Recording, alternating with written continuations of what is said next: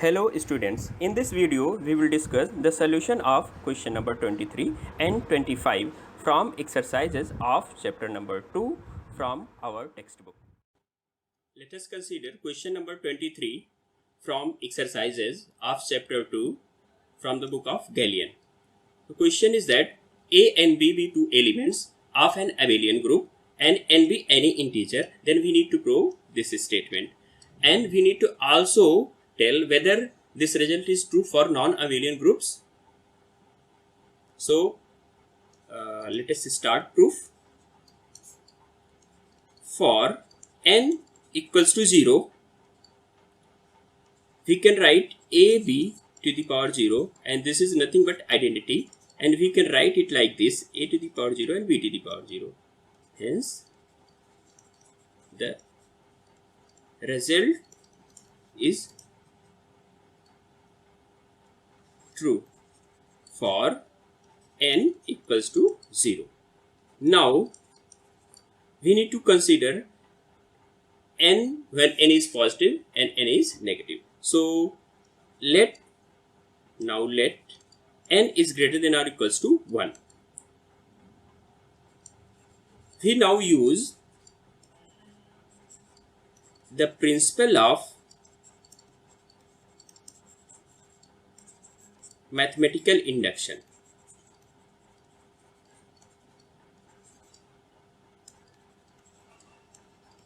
Principle of mathematical induction.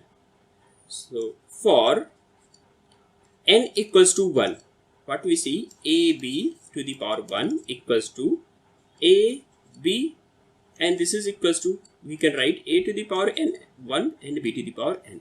So for n equals to 1, the result is true. Now assume that the result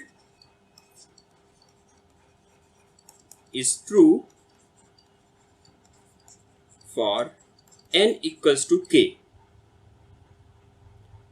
So in this case, ab to the power k equals to a to the power k and b to the power k.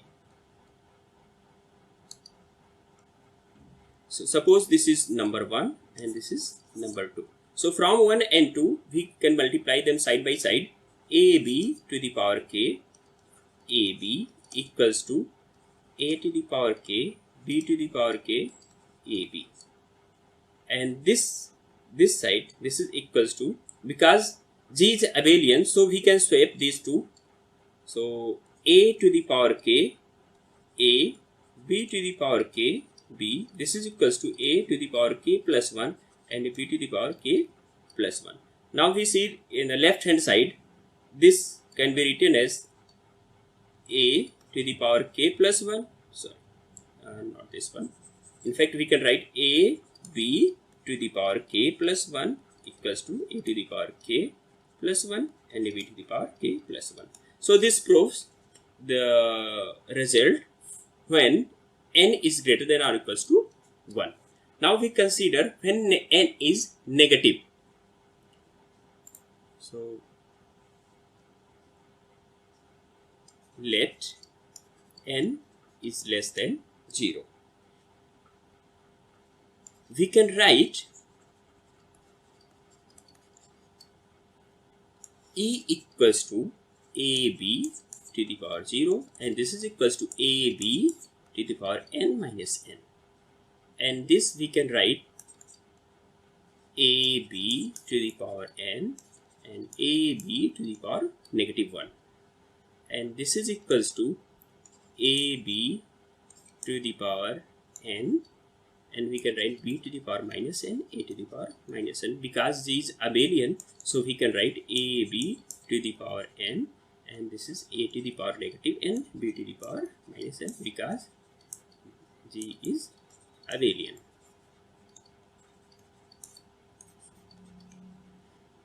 So what we have seen here, ab to the power n, a to the power negative n, b to the power negative n equals to 1. That is identity. So from here we can derive a b to the power n, a to the power negative n and b to the power negative n into b to the power n equals to eb to the power n. and this implies that AB to the power n, A to the power minus n, and this becomes identity. So, and also this will give us B to the power n, and again AB to the power n. Now multiply from right, A to the power n with A to the power n. So what we have, B to the power n, A to the power n, and this implies that AB to the power n equals to B to the power n, A to the power n. So this proves the result. Now the another part was there in this question, whether this result is true for in case of non-abelian group. So answer of this one is no.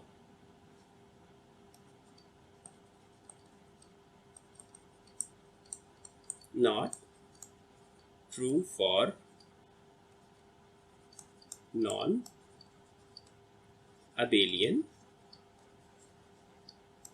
group. So for example, we can take Q8, the group of quaternion. So let us consider another question, question number 25 from the same exercise of chapter number 2. So question is that G is abelian if and only if this holds for all A and B belongs to G. So there are two cases, necessary and sufficient condition we need to prove. So let us start proof. So let G be abelian.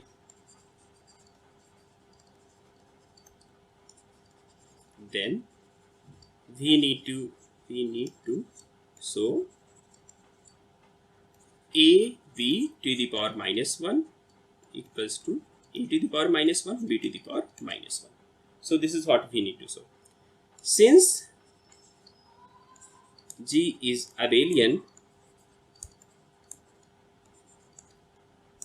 so AB equals to BA for all AB belongs to G. This is by definition. So now AB to the power minus 1, let us consider this one. From here we shall start and we will end up with this expression. So AB inverse, this is equals to, by reversal law, B inverse, A inverse, and this is equals to A inverse and B inverse because G is abelian.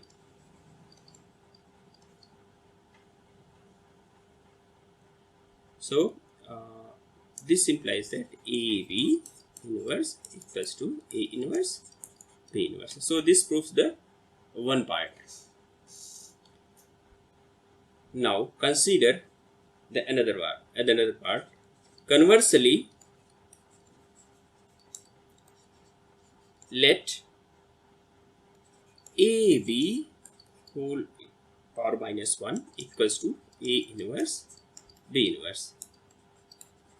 Then we need to prove